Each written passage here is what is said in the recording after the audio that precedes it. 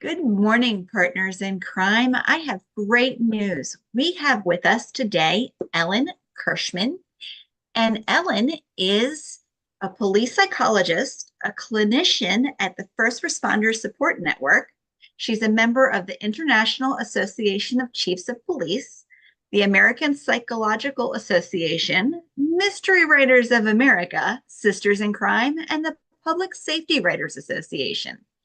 She is the recipient of the California Psychological Association's Award for Distinguished Contribution to Psychology, as well as the American Psychological Association's Award for Outstanding Contribution to the Practice of Police and Public Safety Psychology. Ellen brings her expertise and decades-long experience to both fiction and nonfiction. She's the author of 3 nonfiction books and 5-book mystery series featuring police psychologist Dot Meyerhoff. Welcome, Ellen. Happy to be here. It's great to have you. Um, so tell us a little bit about Dot and this series that you have featuring Dot Meyerhoff. Well, Dot is a police psychologist. She is younger, thinner than I am. And she should be counseling cops, not solving crimes.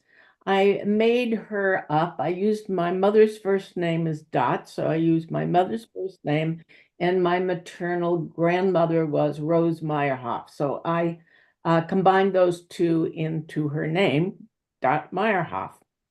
She is a rather spunky woman, and she's working for the Kenilworth Police Department.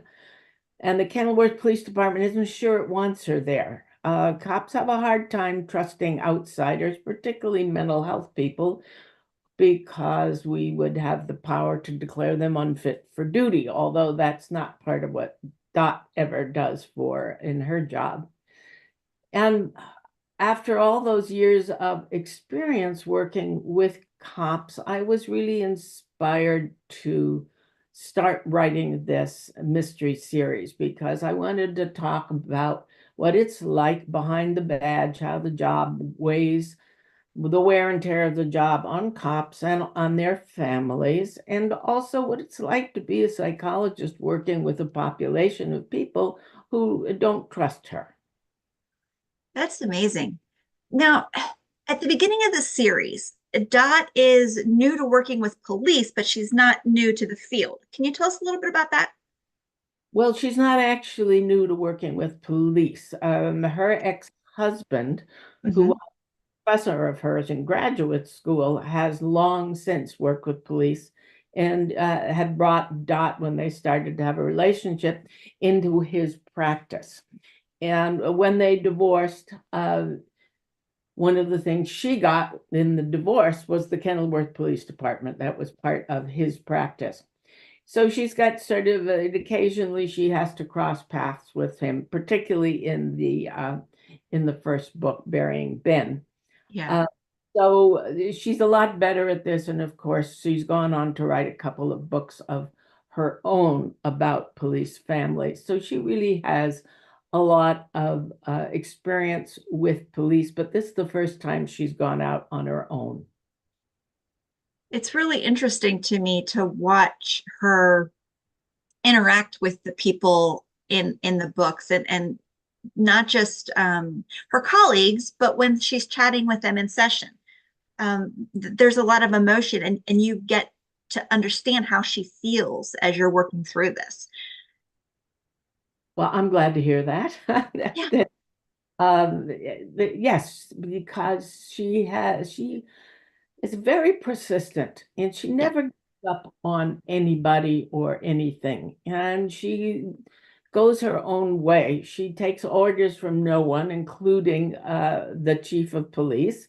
And Mhm. that changes over the course of several books. But she always goes out and does what she thinks is the right thing to do to help her clients because she can't stand to see people suffer. And is that why you keep coming back for more Dot books? Because you enjoy her so much? Yeah, I like her a lot. I mean, she's the kind of person you would want on your side, on your team. She has a big heart. She has a great sense of humor. Uh, she is really sort of dogged and stubborn in many ways, but her growth and her regaining confidence in herself after when she got divorced and started being practicing on her own, she needed to really to build her own confidence, particularly after what happens in the first book. And this is not a spoiler because people will learn it on the very first page of Burying Ben. She loses a cop to suicide, Yeah. a young rookie that she really was quite fond of. And this, of course, shakes her to her core. And she carries his memory with her throughout all 5 books. And it propels her maybe to be overly cautious or maybe just the opposite, to take chances that she might not otherwise have taken if she wasn't still carrying the guilt or the belief that if she had done more, she might have kept this young man from taking his own life. Yeah, it feels like she's kind of reinventing herself, because she had lost so much with her divorce and Ben, that she's just kind of becoming a new person, and one she likes. Well, she's certainly trying to do that. And when you work with the police, there's sort of no end of challenges that come up for you, and no end of really trying to build therapeutic alliances with people who aren't sure they can trust you. Some can, but many can't. Yeah. That was true when of my actual real practice. That I worked for one particular department for 25 years, and I'm sure the day I walked out the door, there were still people there who thought I had a webcam in my office that went right up to the chief, and I Yeah. couldn't trust it. So a lot of people ask me, is this autobiographical? Mhm. Well, semi-autobiographical, and a lot of it is fictionalized, and characters in there are composites of people that I've known or Right. experiences Yeah. I've had. I've been inspired by the work that I've done, and I've used fiction as a vehicle to sort of talk about it in a way I couldn't talk about it in my nonfiction books. Is there a lot of overlap in between what you experienced or saw or heard and what you write in your books? I mean, There, obviously there's the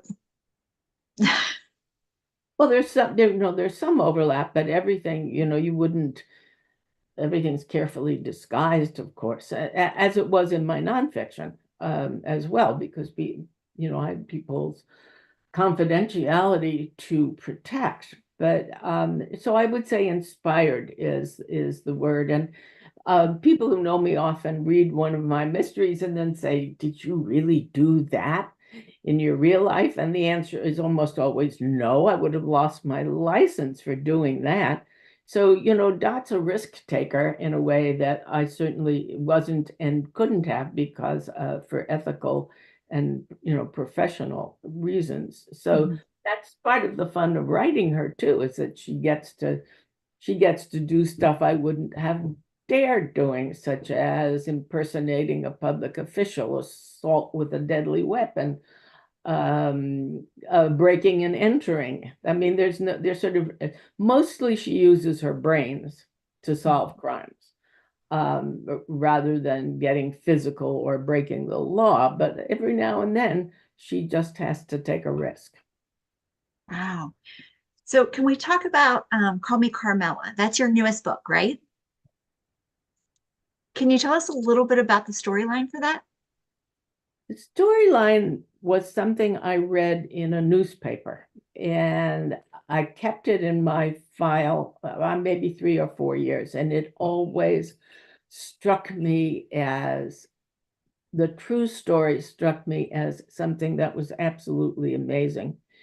So it's about, Dot usually counsels cops. And then when her dear friend, Fran, who is the Kenilworth Police Department's only police widow, asks her if Dot would help Fran's goddaughter, Ava, who is 18 and is adopted. And Ava is looking for her birth parents. And as in the true story of the young girl that I read about, when she finds her birth mother, she finds out things that are really devastating. And she enlists her birth mother for help, and the birth mother doesn't want to cooperate for reasons of her own. Mhm. And so as I read that true story, I could just picture all these scenes.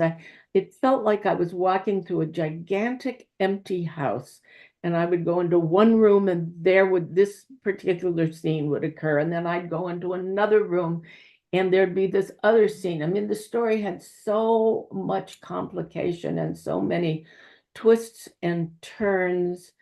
And as a writer, I am not so interested. I write crime fiction, but I'm not so interested in who done it as I am in why they done it. Excuse my English.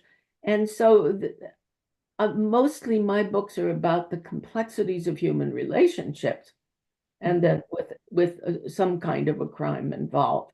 So Carmela, the relationships between this young girl, Ava, who is really struggling because she believes she was given away because she wasn't loved. And she really desperately needs to find out the circumstances of why she was adopted. She's arguing with her birth parents, with her adopted parents, who have troubles of their own and secrets of their own. And her search for her birth parents has really unmoored them. They are terrified she's going to find them and love them better than she loves them. So they have their own set of issues. And then when Ava does connect with her birth mother, we find that woman also has a whole bunch of concerns and issues in psychological conflicts, and is not sure she wants Ava back in her life, which of course is devastating to this young girl who wants nothing more than to connect with her birth parents. All the research for the book was really fascinating. It took me into the world of illegal adoptions. It took me into an entire universe of people and stories of heartbreak and joy. And it was just, for a writer, it was absolutely rich with conflicts and human issues. I really liked it. Like it is the wrong word. It was absolutely fascinating and generated all kinds of ideas for me that have found their way into this book. Wow, that's amazing. It sounds like you could get really stuck in the research for that too. Well, you could, but I didn't. I know enough after having written a dissertation years ago. You can't get stuck in research. There's got to be a time when you say, okay, that's enough. Now I know enough to support this story. And how do you know when that is?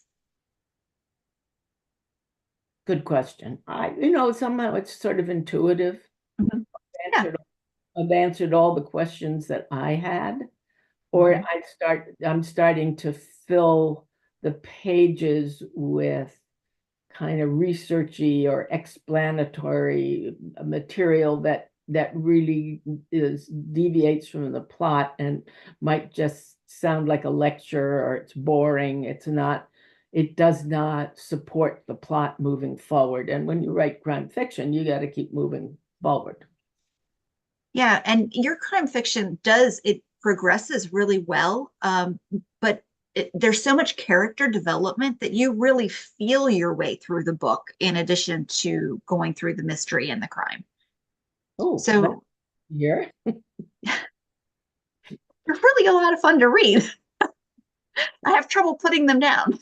Oh, even better to hear. So at, in your day-to-day life, how different was your actual life in the day-to-day than Dot's is? I mean, obviously there's the stuff that you could never have done, but normally what are the differences there? Well, I think my day-to-day life when I, as an actual psychologist, actually still working with police Mhm. as a psychologist, was much more boring. I mean, the having a therapy session with somebody when there are two people talking softly, perhaps, um, that's really hard to transmit to on paper in a way that has enough action to it that people are going to want to do that. I like reading books by other psychologists to see how they handle those kinds of sessions. And I certainly have several sessions in the books, but in my real life, there was a lot more sitting and talking, sitting in management meetings, consulting with management. Um, it was not, well, I must have done hundreds and hundreds of ride-alongs in my career. And some of them were exciting. Some of them you were just sort of riding around doing nothing because it was quiet and there was nothing happening. So it's definitely not like it's on television where there's something exploding every single minute. Maybe if these were set in New York City, that'd be different. I don't know, but they're set in Silicon Valley, and these are more. It's a more suburban town than so that there's not a gigantic amount of action going on all the time. So these are not procedurals for sure. Right. So as a psychologist, you do really do the ride-alongs and Oh, um, sure. yeah, I had no idea. I didn't know that you really left your office. Oh, well, the kind of psychologist I am, I Mhm. was not somebody who did assessments. I was a clinician. I was helping people deal with trauma and organizational stress. And one of the really best ways to learn about what it's like to be a cop is to go on a ride along. Uh, so that was really interesting. And then because cops are sort of reluctant to be seen talking to a psychologist. I had two offices, a private office and an office in the police headquarters, as does Dot. She Yeah. has both. And there are cops did not want to be seen walking into my office. So, but they would talk to me in a patrol car. They would talk to me in the bathroom. They would talk to me if they were standing up in the doorway of my office, because we could be talking about absolutely anything. It's kind of like the same mentality that says if I eat standing up, it has no calories. So if they're standing in the door of my office and talking to me, it's not really therapy, right? Oh my. Um, I didn't realize that it was that emotional. There's that line there for them. Oh, they're concerned about talking to a therapist. Yeah, It's a highly macho culture, and nobody wants to be seen as looking weak. And right. if you have a problem, you're weak. I think if you have a problem, you're human. But there's a great deal of stigma in law enforcement about seeking help and talking to a therapist. That's changed for the better over the years. There's less fear and more understanding that you really do need to take care of yourself psychologically when you're a police officer. But it's shifting, but not fast, not quickly. Yeah, I think even in the general population that there's been a shift the last couple years. But there's still very much people don't like to be seen, I guess. Yeah. Um, not they don't want to be seen as not whole. Right. That's right. Exactly. Yeah. So that's sad. Um, so You have another set of books that are nonfiction as well. Can you tell us a little bit about those? So my first book was is called I Love a Cop, What Police Mhm. Families Need to Know. And that book has been probably the most successful book that I have written. It's sold well over 150,000 copies. And it's used often in police academies or given to new hires when they get sworn in, given to their families. Because while police get training, a lot of training, their families don't get any training at all. And Mhm. it's clear to me this job affects your home life in a way that no other jobs really do. Some of the other emergency jobs do, but police work is really takes its toll on the family. And there was really nothing out there for families. So I decided I would write this book, and it was definitely needed. And no one else has written another one since then. It's been 3 editions. It just keeps selling, and people keep. That's very gratifying. Then I wrote a second, and by the way, I don't love a cop, just to be clear. I've never had a date with a cop. I'm married to a retired remodeling contractor. Nobody wants to read books about their remodeling contractors. Hates them, right? So the second book was I Love a Firefighter, What the Family Needs to Know. And that's had 2 editions, and that sells well too. Not as Doesn't sell as many books as the police book because cops are like, I would say firefighters are happier with their jobs and are more revered by the public than police officers. There's a lot of conflict around police work and police officers. And then the third book, that I Love a Firefighter has 2 editions to it. And then the third book I wrote with 2 colleagues of mine. Both of them are psychologists and retired police officers. So I thought it would make the book much richer. And we called that book Counseling Cops, What Clinicians Need to Know. Because as you and I were talking, it's so hard for a first responder to reach out for help if they get with a therapist who doesn't understand what they do for a living and their culture, or perhaps carries some bias of their own against police officers. That's a real turnoff, and they won't get any help from that clinician. But clinicians don't often see cops because they don't seek therapy that often. So we felt that we needed to write a book in using language the way we talk to cops, not psychobabble, not academic language, but just plain old everyday um, English. And that would talk about how do you establish a therapeutic relationship with a first responder. What's their job like? What about trauma? What about medication?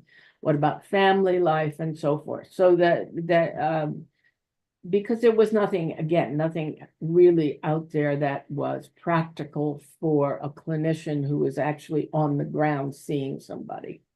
Mhm. Wow, that's amazing. They sound like they're very helpful books, and for so many. Oh, I love a cop book. I can't tell you how much email I've gotten over the years. And it comes in, 2, 3 times a month. In the subject line, it will say help. And then somebody will say, I just got your book. Can you help me? Or I wish I had this book 20 years ago when my husband or wife first got into this business. Or my father was a cop. And why didn't I have your book then? So it definitely, I struck a great need in the community that I think at the time I wrote it, I didn't even understand how big a need that was. I can imagine even if you're not currently going through it, but looking back on it, reading the book would be healing, for people that have lived through that but didn't have that resource when they needed it. Yeah, it can be healing for sure. It can explain things. I mean, people have said to me, my marriage would not have lasted without that book. that has to be an exaggeration because a book can't fix a marriage, but that because the officers, this is a generalization, but many of them tend not to talk about their work at home, thinking that they really want to keep it at home to be a sanctuary and keep it separate from their jobs. And that really is wrong-headed thinking. First of all, their job follows them home no matter how hard they think they try, and it happens. And that they really do need to be talking to their families. Mhm. And in the book, we try to, and when I do workshops for police officers or police families, try to explain how do you talk about your job in a way that is not going to damage your family. Because there's some things that cops see that they don't want their families to have it in their heads, you know. Yeah. So, Yeah, I can imagine that's a very hard, and they want that, they want their home to be a sanctuary. They don't want to bring all that evil and the things that they go through home to share. now, when Um, I switched from writing nonfiction to mhm. fiction, I know I did get sort of tired of doing all the research and trying to, separate the junk science from the good science. And I thought to myself, and I was totally delusional about this, I thought it had to be easier to make things up. In fact, it is much harder to write fiction than nonfiction. When you write nonfiction, it's like stringing together 24 term papers, right? You can Mhm. pick up a nonfiction book, and I even advise us in the beginning of the book, read the chapters that are relevant to you. Not all of them will be. So you can pick the book up, put it down, and pick it up again when you need it. But I think when we read fiction, we want to be swept away by the story. We want to bare our teeth at anybody who interrupts us when we're reading.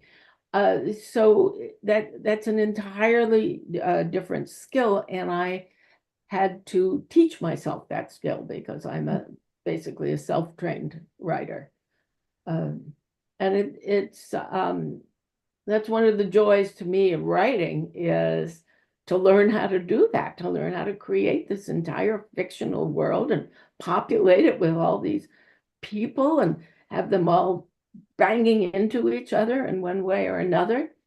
Um, that to me, it's the hard work and it's also the fun. That's amazing.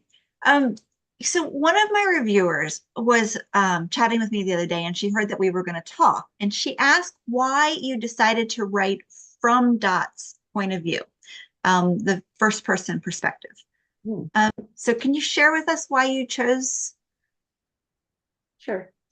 Um, I think the first draft of that I wrote in the third person, and it was flat.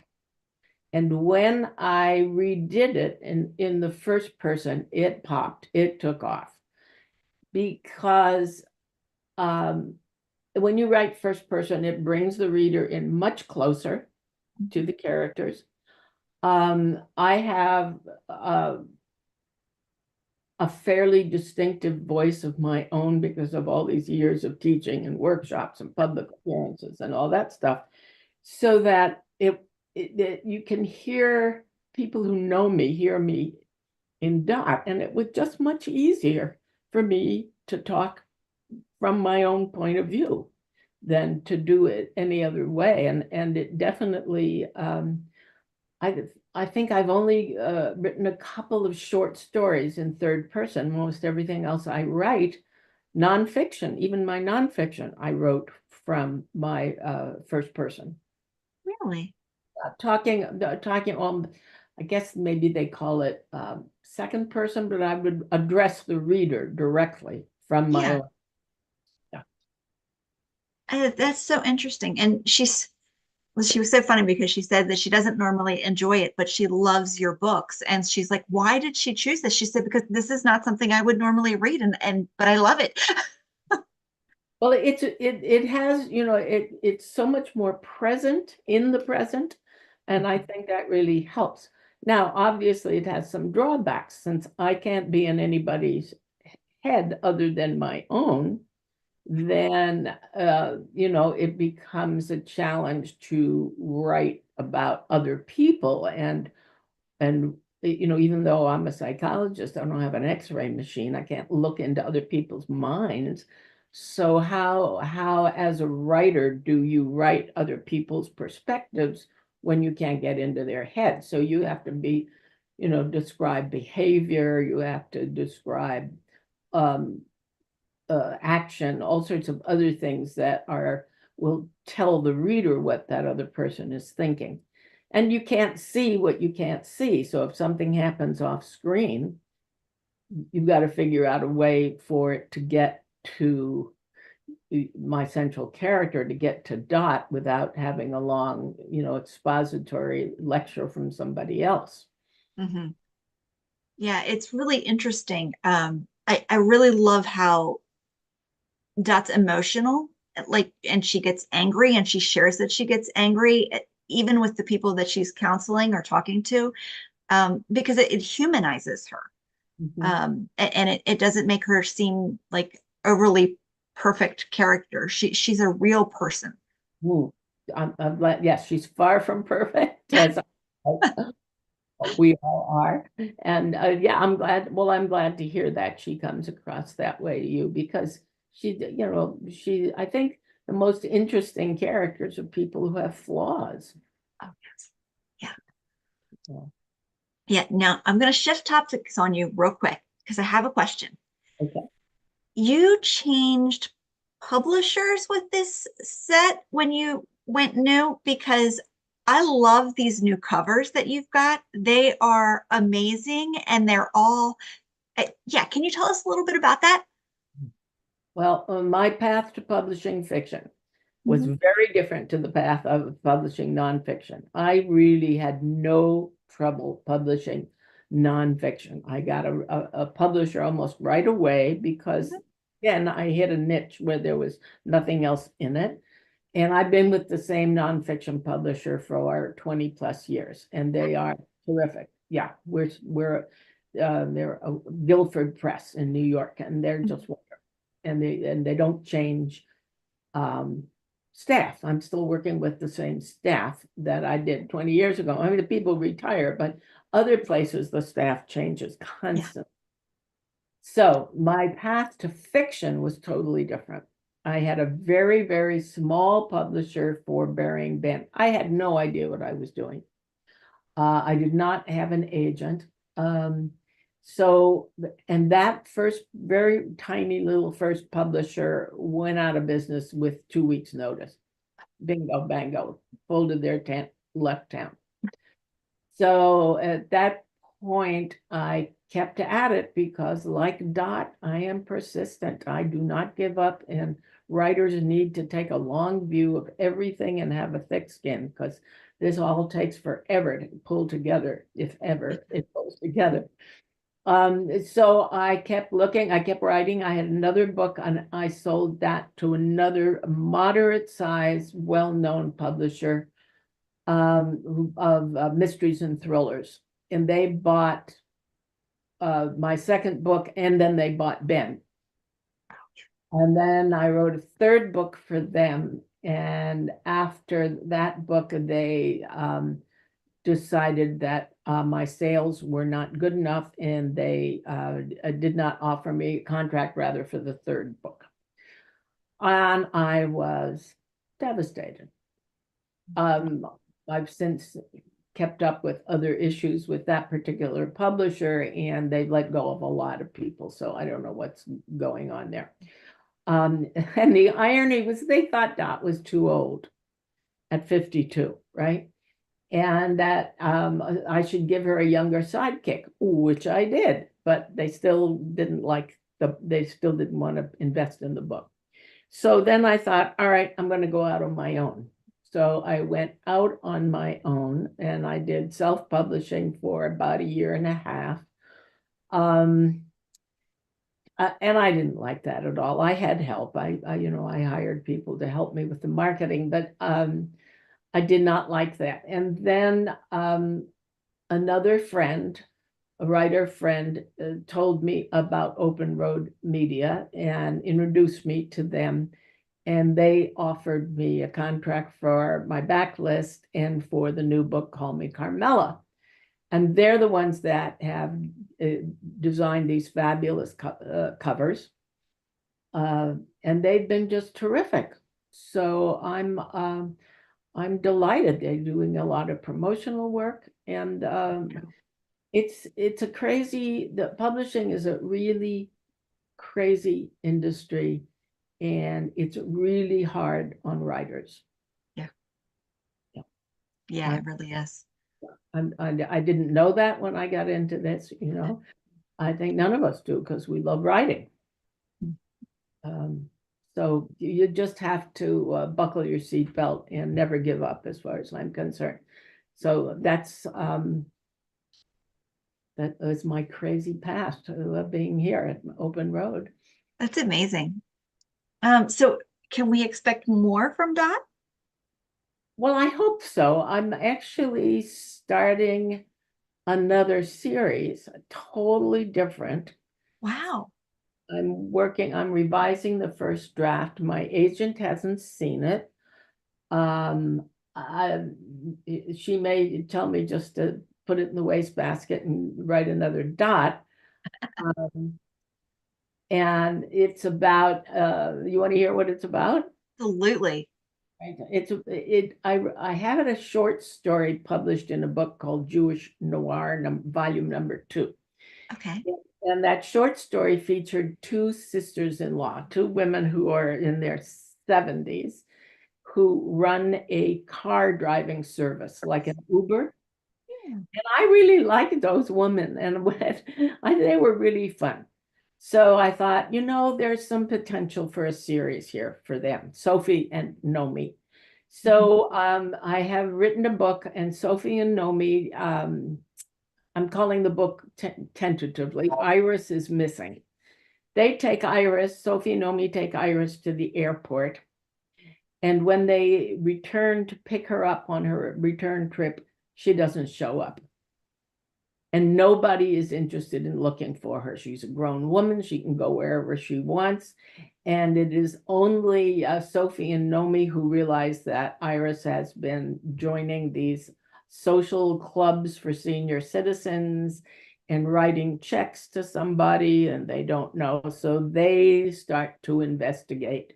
And this takes them into the world of online dating for seniors, et cetera, et cetera. So, and they're wonderful characters. I'm having a lot of fun writing them. They're both widows, and so they live together, and sometimes they fight, and then sometimes they don't fight, and they're really fun. It sounds like a wonderful novel. We'll see what my agent says, you know. I'm understanding that books about older people are quite popular since Richard Osman did the Thursday Murder Club, and I loved his books. He's wonderful. He's a wonderful writer. Yeah, I've seen several more this year than I ever had before. 40s and older, lots more.